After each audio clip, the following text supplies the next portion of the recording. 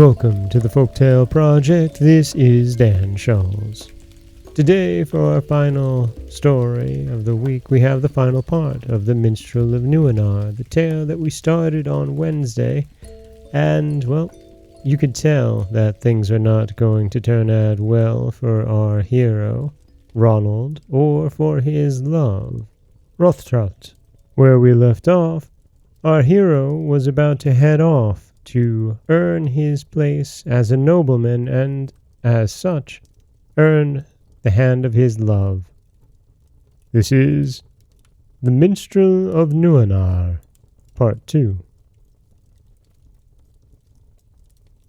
To atone for many a wrong against Pope and Church, and also to fulfill a solemn vow, the Emperor Barbarossa started on a crusade in his old age.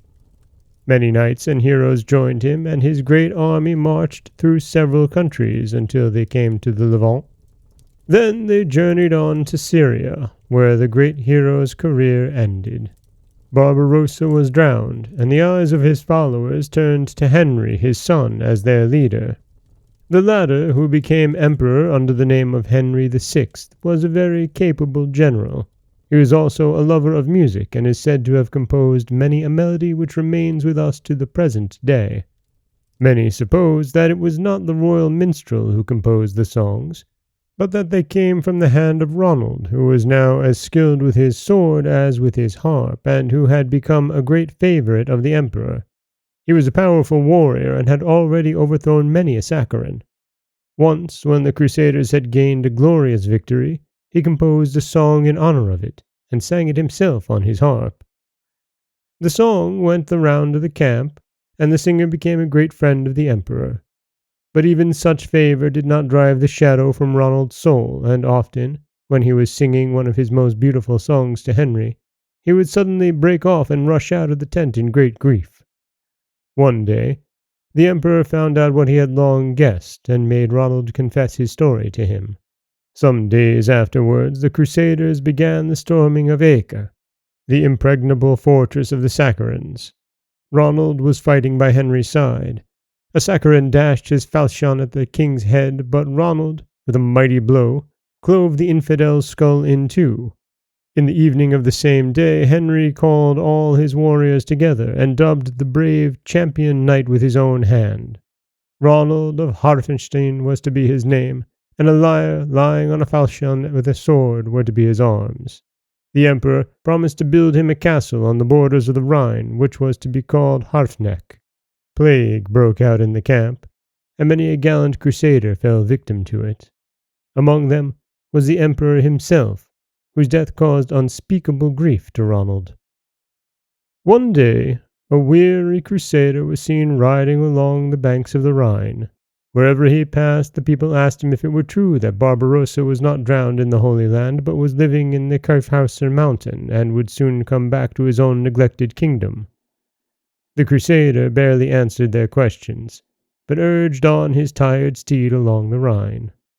At last, the silvery waters of the Aar appeared before him, and he saw the gables of the castle. The rider joyously spurred on his horse and rode up through the forest to the fortress where once he had sat on the drawbridge as a poor traveller. The late guest was ushered up to the lord of the castle.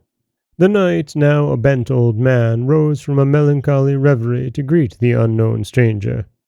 "I am Ronald, and have become a knight through the grace of the Emperor Henry in the camp at Acre, and now I have come to win your daughter Rothtraut." "Win her from death, for it robbed me of her 2 months ago," said the proud lord of the castle, turning his head aside in deep grief. Then a despairing groan thrilled through the chamber. Harsh words passed between those two, one a man in his disconsolate sorrow, the other a repentant father. Ronald strode off to the lonely corner of the garden, and the newly dug-up earth showed him the place where Rothtraut lay. There he remained, late into the night, till darkness had surrounded him and black night had settled on his soul. Then he turned and went away, never to come back again. In the east, whence the Crusaders had now returned, everyone talked of the heroic deeds accomplished by Richard the Lion-Hearted. The Saccharins well knew the fearless leader and the German knight who fought by his side. Richard valued his bravery even though he was still a young knight. He meant to make him one of his vassals when he returned to his own country, but his desire was never fulfilled, for the thrust of a hostile lance, which he had so often escaped, pierced the knight's heart. So the Minstrel of Neuenahr found a grave in the Holy Land, and the race of Harfenstein became extinct with the first of the line, and the castle was never built. And that is the very sad love story of the Minstrel of Neuenahr. A tale that you could see something bad was coming long, long ago, but that twist at the end is definitely unexpected and, I have to say, unappreciated. This is Dan Scholz of the Folktale Project. Don't forget that you can subscribe to the podcast on Apple Podcasts, Stitcher, Google Play, Overcast, anywhere you like to get your podcasts. You can follow us on Twitter at Folktale Project. You can find us on Auto Radio, TuneIn Radio, iHeartRadio, Spotify, anywhere you like to listen. And you can always head over to folktaleproject.com, where you'll find a new story waiting for you every Monday, Wednesday, and Friday. As always, thank you so much for listening.